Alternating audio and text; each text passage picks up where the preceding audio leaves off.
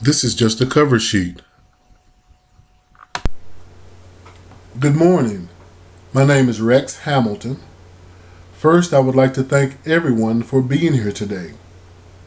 We're going to learn about text complexity and why it matters. Before we get started, we want to do a little housekeeping concerning expectations. I expect active participation in knowledge transfer. Know that change is powerful. Trust the idea. Be engaged. Be here now. Our objectives for today are as follows. Participants will develop understanding of the importance of text complexity structure, its measurements, and language. Align text complexity instructional shift with teacher practice, college and career readiness, and district goals. Connect language of text complexity and teaching actions across content areas. Let's take a few seconds to look at the essential questions which will help guide your learning about text complexity. Why is text complexity important to all students? What makes a text complex? How do we build capacity for students to access complex texts? What develops student proficiency and literary independence?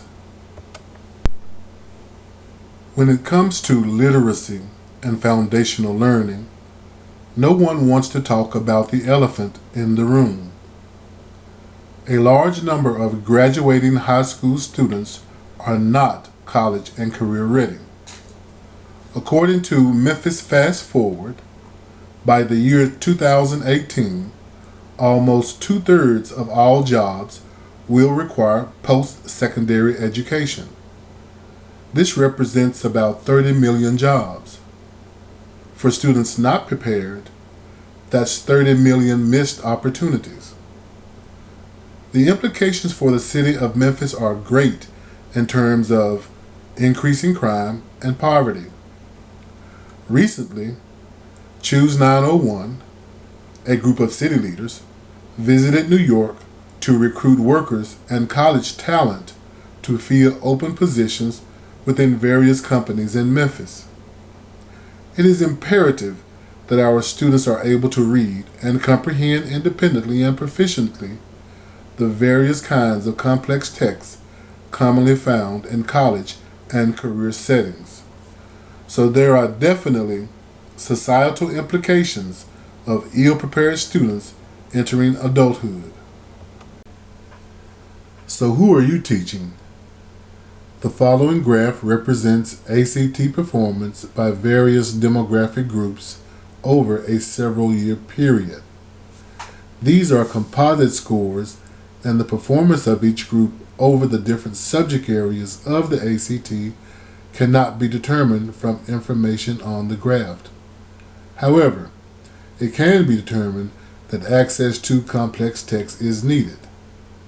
Reflect on the literacy level of your students and how we can provide access to complex texts to ensure that they are college and career ready upon high school graduation.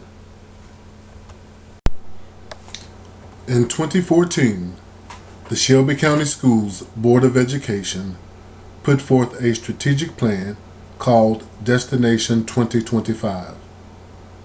The hallmark of this plan is deeply rooted in the awareness that literacy and language are the foundation of all learning. By providing instructions that produce high levels of literacy learning for all students across content areas, the goals of Destination 2025 are 80% of students graduating high school will be college or career ready. 90% of students will graduate on time.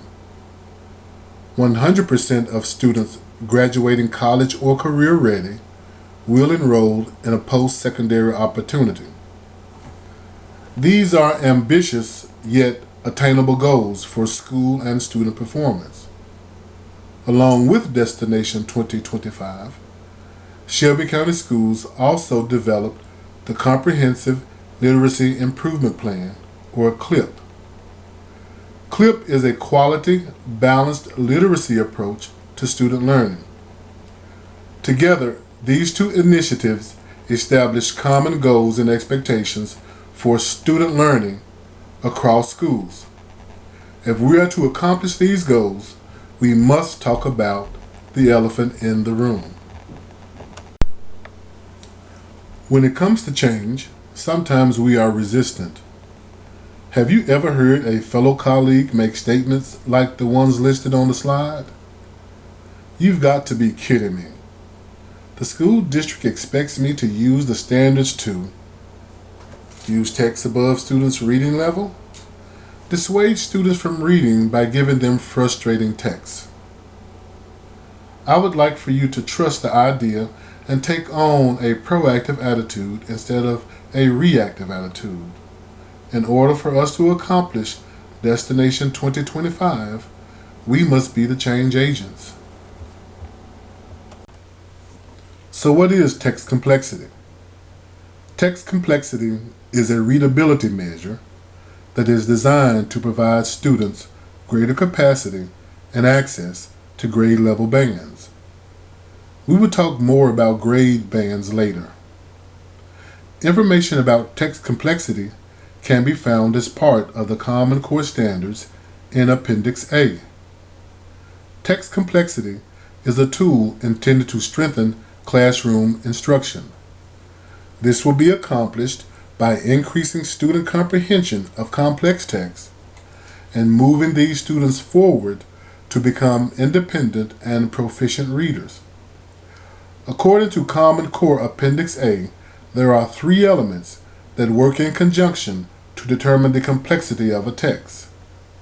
We will talk more about these dimensions later, but for now, just write these elements down in your notes. These 3 elements are qualitative, quantitative, and reader and task. These components are used to describe a complex text.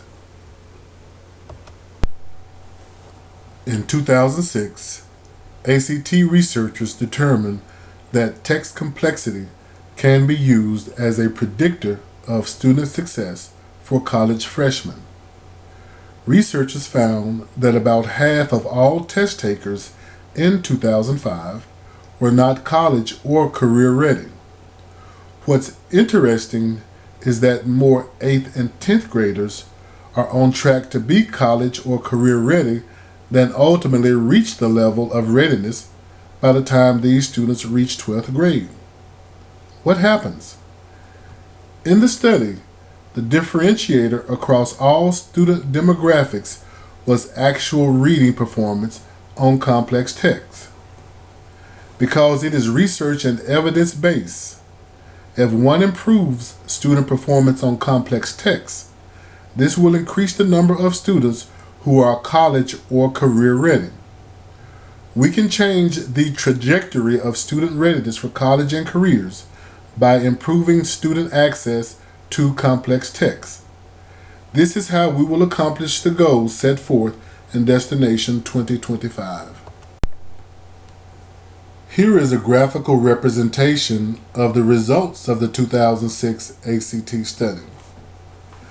The researchers categorized text as uncomplicated text, as represented by the solid black line, more challenging text, as represented by the solid red line, and complex text, as represented by the dotted red line.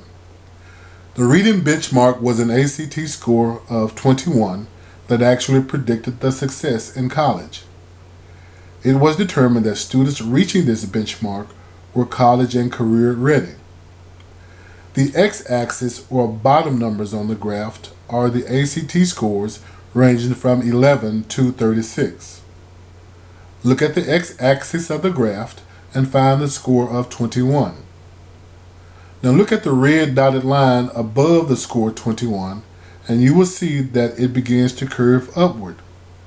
This trend indicates correct answers on questions involving complex text and was a predictor of college and career readiness. So what is this crisis of complexity, and how do we get here? Over several decades, the complexity of texts within textbooks for K-12 students has declined. The vocabulary demands of these textbooks have also eroded, yet the word difficulty of newspapers, as well as the complexity of college and career texts, have remained steady or even increased. Lexile scores, and we're going to talk more about Lexile scores later, but the Lexile scores of college texts have also increased. So what is complex text, and how do we understand it? To understand the complexity of a text, we must use the text complexity model. This model has 3 dimensions that must be used together to establish the complexity of a given text. The 3 elements of the text complexity model are qualitative, quantitative, and reader and task. These elements fit together to form a triangle or pyramid for a visual representation of text complexity. While not represented visually as part of the text complexity model, the components of the model work together as a measuring tool for students to progress upward through the Lexile bands and comparison for college and career readiness. Let's look at these elements or dimensions individually.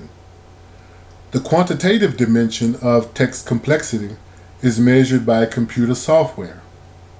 The quantitative component is connected to readability, word length, frequency of words, and Lexile scores.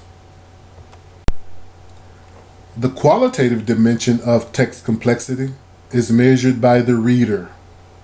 This dimension has features and characteristics that are concerned with the purpose of the text, levels of meaning, and language clarity.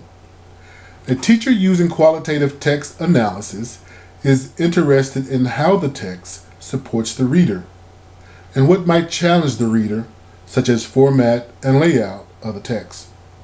This is the qualitative component of text complexity.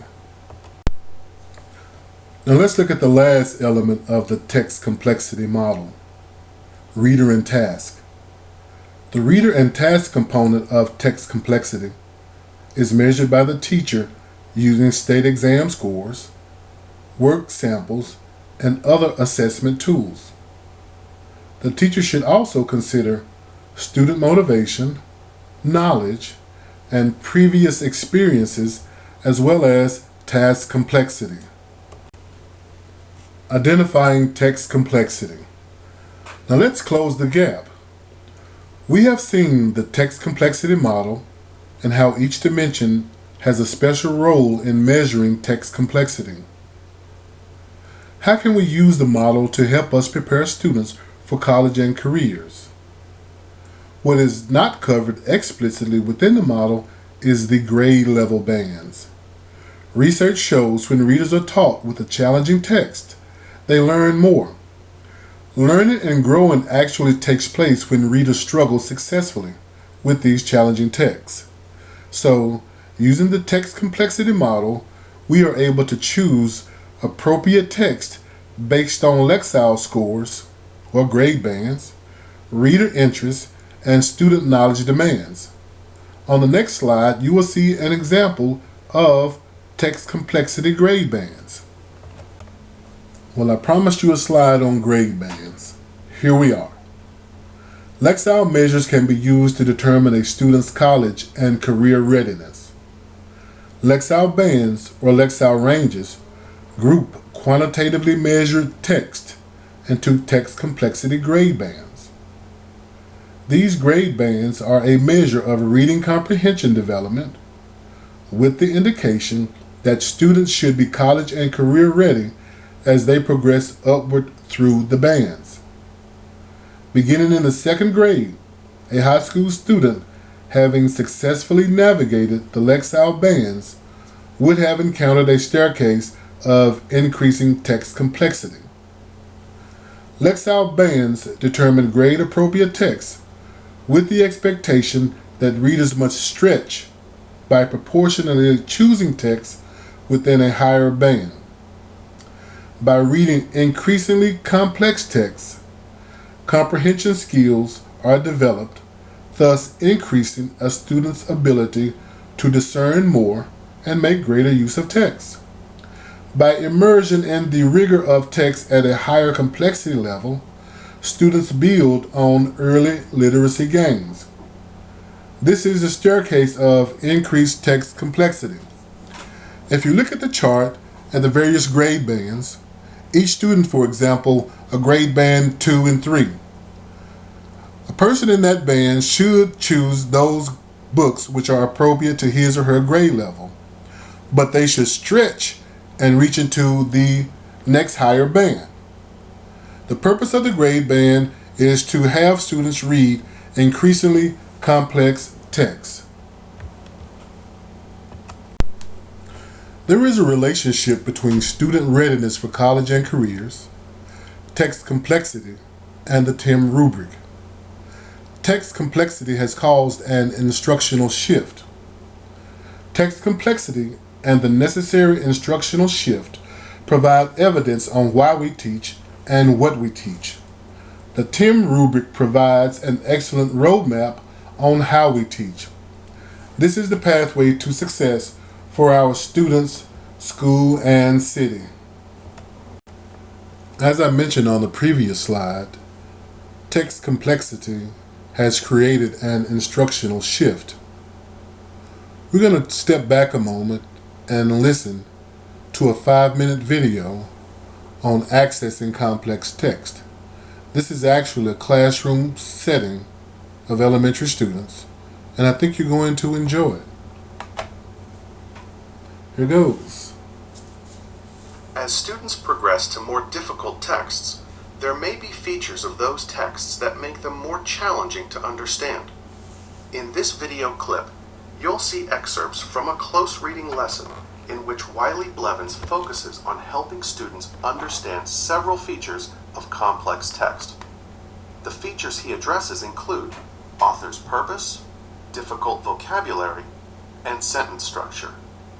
As the class rereads the text together, notice that Mr. Blevins asks guiding questions to generate discussion, relates meaning back to the students' experiences in the real world, and frequently partners students within the whole group setting to further engage them in the text.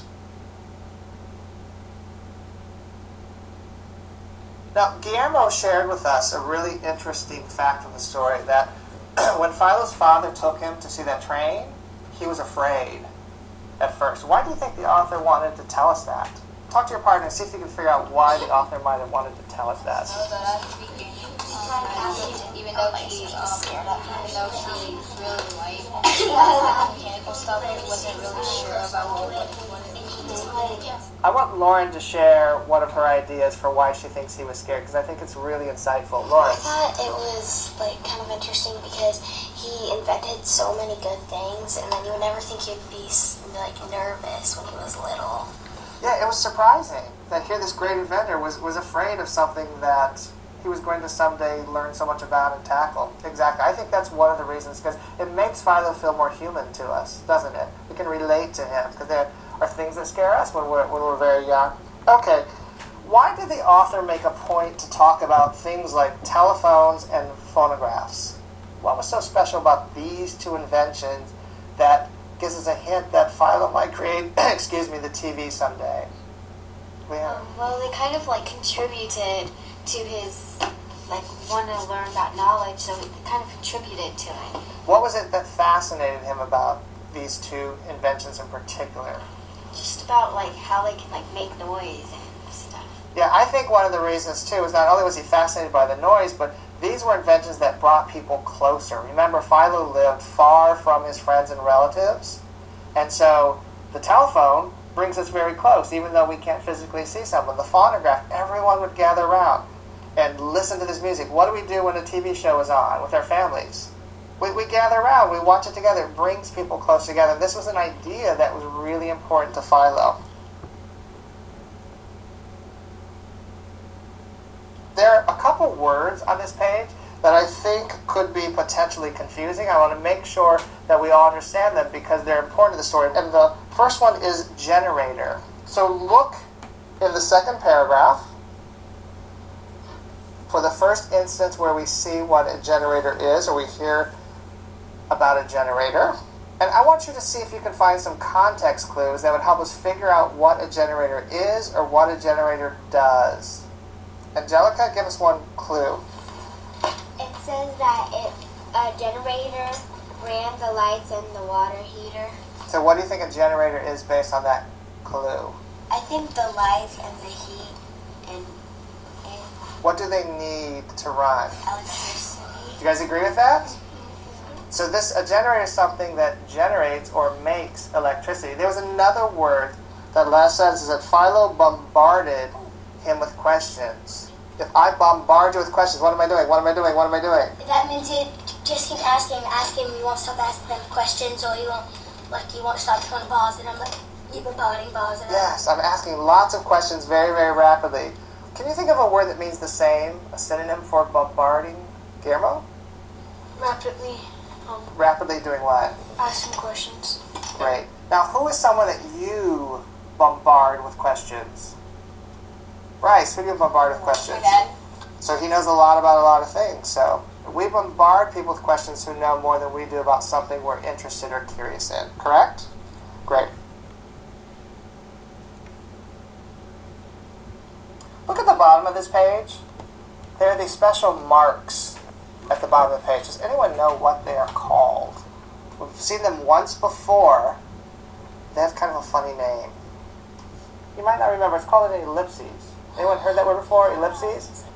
Normally, when an author uses an ellipses, is when a speaker, like their voice is trailing off, so they don't complete their idea. But it can also be used to create the sense of suspense. The fact that this is at the bottom of the page makes us want to do what?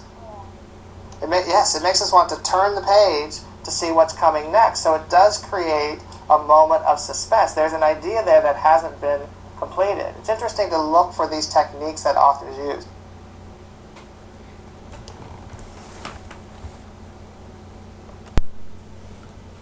Now that we have talked about what, why, and how in regards to text complexity, let's take a few minutes to stop, think, and discuss. I want each group to discuss each of the questions that are listed on the slide. What role does text complexity have in impacting your students' future? How will your instructional practices be shaped by the text complexity model? Using the text complexity model, how will you balance all three dimensions when selecting student text? Remember, text complexity is the tool that will accelerate student learning and prepare them for college and career readiness. Alfreda Hebert is also the CEO of the textproject.org. She identified 3 generative word strategies that you may find beneficial in implementing complex text with your students. The next 3 slides are from her website. Generative word strategy number 1. Teach students to anticipate that complex texts will have many new words and that their generative word knowledge will assist them in figuring out new words. Unlocking complex text. How do we unlock complex text? We now know what text complexity is. We know it is a powerful tool that can provide post-secondary opportunities for our students. We know that unlocking complex text can create students prepared for college and careers upon graduating high school. But how do we do it? What is the key? I can answer those questions with one word: vocabulary. As you recall in the video, the elementary teacher provided greater access to the complex text with his discussion of vocabulary. When we think about foundational reading skills, such as decoding, blends, and phonics, mastery of these techniques is crucial for understanding complex texts. Again, it should be noted here that at all grade bands, complex text exists. Let's take another look at the 8th and 10th graders who are on track to be college and career ready upon high school graduation according to the ACT 2006 study. What happened to those students who, upon high school graduation, were actually not ready? According to the ACT study of 2006, these same tested cohorts lost momentum because they were not required to read rigorous and complex text in high school. Sure, they had mastered those fundamental reading techniques, but failed to continue building on earlier literacy gains. Vocabulary expansion and richness are indispensable in unlocking complex texts, according to Elfrida Hebert, a professor at the University of California, Santa Cruz. Generative word strategy number 2. Expose students to many new topics and the vocabulary associated with those topics, including stories about how words work and their histories. Generative word strategy number 3. Teach students about the multiple uses of many words, multiple meanings, multiple parts of speech, multiple uses in phrases and idioms. In closing, text complexity matters because it is crucial in meeting the district's goals contained in Destination 2025. Text complexity matters because it prepares students for career and college readiness. Text complexity matters because it is a tool that teachers can use to align with school and district goals. Text complexity matters because with its use, appropriate text can be selected for student use in the accomplishment of the above goals. Research shows when readers are taught with a challenging text, they learn more. Learning and growing actually takes place when readers struggle with these more challenging texts. Remember, teachers, you are the change agents, so be proactive and not reactive. This is my research page where you will find information on Elfrida Hebert. This is my additional resource page. Here you will find links and websites that were useful to me while doing research for this presentation. These sites help me to understand and grasp what text complexity is, how it affects readers, and the importance of the subject as well. The first website is owned by Dr. Hebert, the University of California, Santa Cruz professor. You will find credit given to her for the generative word strategies I mentioned earlier in the presentation. The layout of the site is at once smart yet intuitive while being both sophisticated and interesting. Dr. Hebert's site has a wealth of knowledge and is filled with strategies that can be useful to increase the level of literacy for either a beginning reader or a struggling reader. This site will be extremely useful in the implementation of text complexity for teachers new to this instructional shift. The second site is the teacher channel videos. While I did not use any information from this site, I believe it would be a valuable teacher tool for quick starts. The third website, Learning A to Z with Common Core, is also the last link on the resource page. This website is artfully designed with color and simplicity. The site has a decent amount of informative material. Also, there are a lot of useful products that can be purchased. I would like to thank you for the opportunity to deliver this presentation. I learned a great deal of important and useful information, and I sincerely appreciate you. Thanks.